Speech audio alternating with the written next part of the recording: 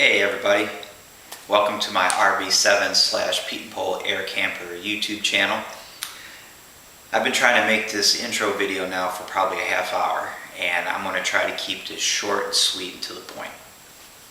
The reason I'm making these videos is because one, I like to build, and two, I really enjoy helping other people.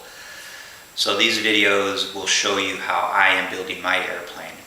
Now, I'm not saying that I'm an expert, because I'm not, and I'm not saying that the way that I've built my airplane is the way that you should build yours. These are just for entertainment purposes. Maybe when you watch these, it will spark some ideas in your own mind on ways that you want to build your airplane. The other reason I'm making these videos is because I need help building my RV7. I can build the airplane myself. Financially, it would take a very long time to do it. I would rather not wait a very long time because I want to use this airplane as a platform to travel around the country and help other people with their aircraft projects or with their aircraft maintenance. So in order for me to do that, I've set up a GoFundMe page and an Amazon wish list, and those links will be in the description of all of these RV videos. So if you feel moved enough when you watch these videos, if they've helped you and you feel motivated in return to help me, I'd appreciate your donation or your purchases from the wish list. So that's it. That's the mission of the airplane. Like I said, I'd like to use it as a platform to travel to people. They can reach out to me and say, hey, I'm building an RV, whatever. I'm building a Pete and Pole air camper. I'm building a Stoll type airplane. I have a certified airplane that I need some help with, whatever it is. I would like to be able to fly to their shop, to their hangar, and be with them real time, hands-on, and try to help them as best I can. I might not be able to help. Maybe I show up and the only thing that I can do is help you move a wing from one side of the shop to the other. I'm okay with that. So that's the idea. And as a little thank you, as little as it is, this is an RV7 elevator skin, and if you make a donation or you purchase something from my wish list, I'd like to add your name to this skin, and ultimately, hopefully, I'll have it full of names, and those names and the skin will be mounted at my hangar, what I call Wall of Honor, just as a little recognition that these people were nice enough to help me with my project. So that's it. Again, these are the RV7 videos. You might be interested in checking out my Pete and Pole air camper videos as well. But that's it. All right, that's enough yip yap for now. I say we get to building some RVs.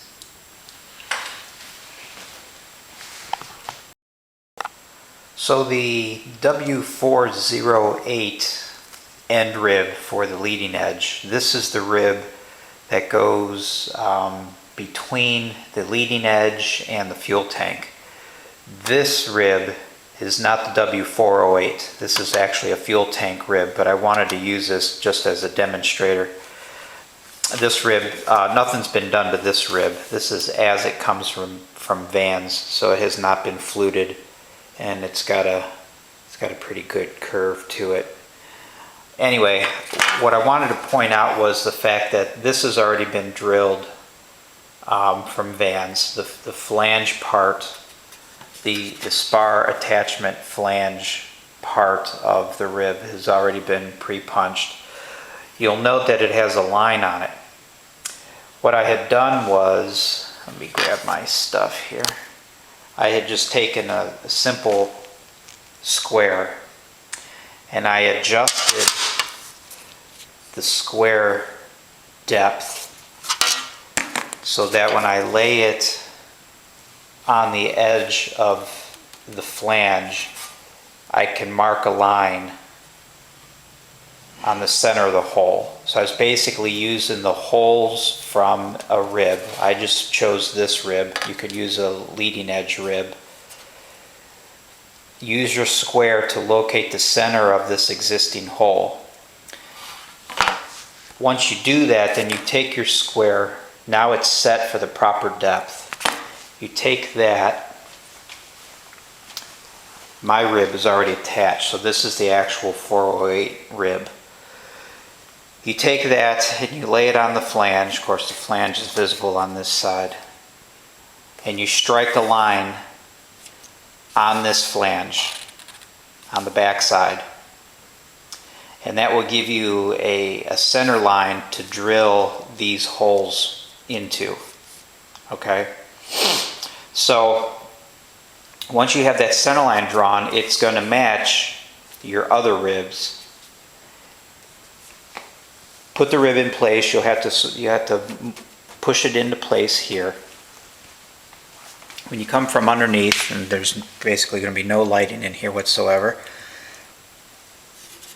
you can look up from the spar through the spar holes, and you'll see that line that you just drew. And then what I chose to do was get the lines lined up, or get the line lined up in each hole. And using a drill bit that's one size smaller, you just hand turn it into each hole just to make an impression on that line that you drew. And then you pull this off, and you'll see your little marks that you had just marked using a drill bit on your black line, whatever color it is. And then you could take that over and either a drill press or hand drill each of those little holes. Once you have that done, you come back, put the rib back in place, match drill it from the spar, one hole at a time, and cleco it. That's where I am now. The other thing that I had done the same line drawing technique on this flange, all the way around the rib. All the way around. And I had done the same thing. I used one of the existing wing tank or leading edge ribs. Using a square, I found the center line of the hole. I used a square here and went ahead and marked down the rib. You could also just measure this distance. You could measure this distance here of the flange and find center, but I find with this being a pretty big radius, that's somewhat difficult to get accurate, so I just used an existing rib and measured from this edge over to center and marked a line. This rib has not been touched. You can see there are no holes in it. It still has a pretty good, I don't think I'll get that on camera, but it's got a pretty good bend to it, a curve to it from the forming process. It's been deburred, but it has not been fluted or drilled or anything like that. So now I'm going to do the same technique that I used down here. I've got my line drawn. I'm going to fit this in. Gosh, I hope this video comes out somewhat clear. This is difficult to do with one hand, especially with gloves, because it tries to pinch the glove. I hope this is in focus. So now, I know this won't show up on camera, but now when I look through the holes, I can see that black line. So what I'm going to do now, I'm going to start at the bottom, because this flange is already clecoed in place, but you can see that there's movement here. So I can move this around quite a bit. I'm just going to start at this bottom hole. Where is it? Right here. Find my line, center the line in the hole, drill it, cleco it. Move up to the next one. Center line the hole, drill it, cleco. Drill, cleco, drill, cleco. And I'll just keep working that rib however I need it to get my lines to show up in the center of the hole, and go ahead and drill it all the way around on both sides. Once I have that done, then I'll come back and demonstrate how to get your attachment strip. I forget the part number for that, but there's a strip you have to make that goes around here that sticks out far enough for the fuel tank skin to overlap it, and then it gets bolted. It gets riveted to this rib, I believe. I don't remember now. I believe it gets riveted, and then it gets bolted to the fuel tank skin, but I'll get to that in a minute. Let me get these holes drilled and clecoed and then I'll come back. Alright, here's the bottom side of the leading edge. I went ahead and, like I explained, I just pushed this leading edge, moved it around in and out so that black line that I had drawn will line up in the center of the hole, and then I drilled the hole. I started down here at the bottom because it's already attached here with clecos. I started with this hole here, lined up the line, drilled it, put the cleco in, lined it up, drilled it, put the cleco in, and as you work your way from hole to hole, you kind of walk this rib over to where it needs to be. Now remember, this rib has not been fluted, so as you unbend it, there's going to be some stress in here. The skin itself is taking the load of that curve wanting to come back.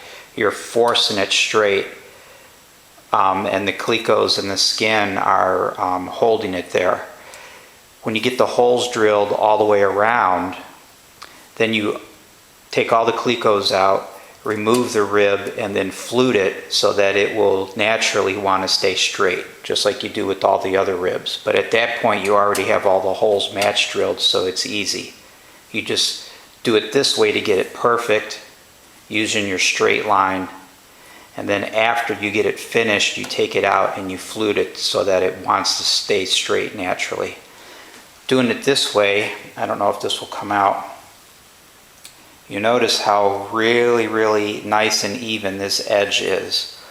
All the way around this rib, there's a nice edge. It doesn't stick out here and then recess behind the skin here, and you know, it's a very nice, even edge.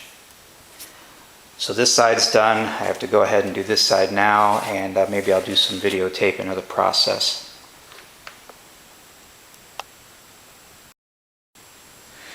Okay, I'm going to try to do this without blocking too much of the camera angle here. So, alright, I'm going to start down here at the bottom. I'm going to move this over until I see my line. I'm going to try as best I can to hold it there. I'm going to push on the skin. I'm going to push on the rib itself just to kind of clamp that line nice and centered on the hole. And then I'll drill it.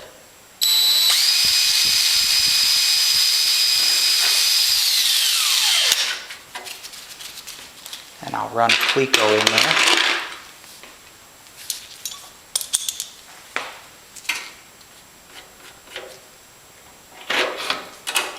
And move on to the next hole. Alright, so this one now looks like it's got to come out. So, pull this out a little bit. It's going to be difficult to do because I got this side clecoed. Since this side is done, if I need to, I can pull these clecos out. So I can take this rib and pull it out to get this line to line up. Because right now it's recessed in quite a bit. Looks like I might have to do that because I can't pull on this now. Okay, so I'm going to do that. I'm going to take these clecos off so I can manipulate this side the way that I need to. Alright, let me do that. Alright, clecos on this side are gone. Now I can move this rib around the way that I need to get my line centered on the hole. There we go.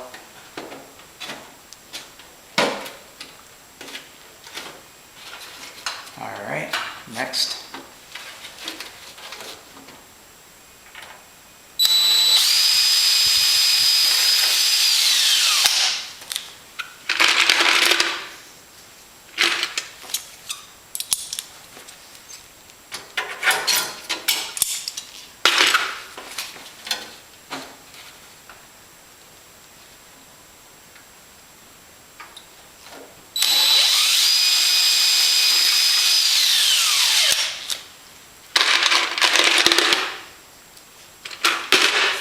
And that's pretty much all there is to it. Just line up the line, drill and cleco.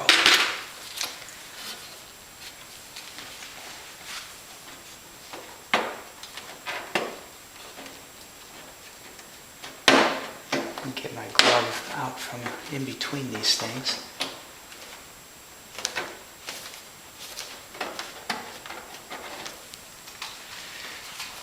All right, that looks really good.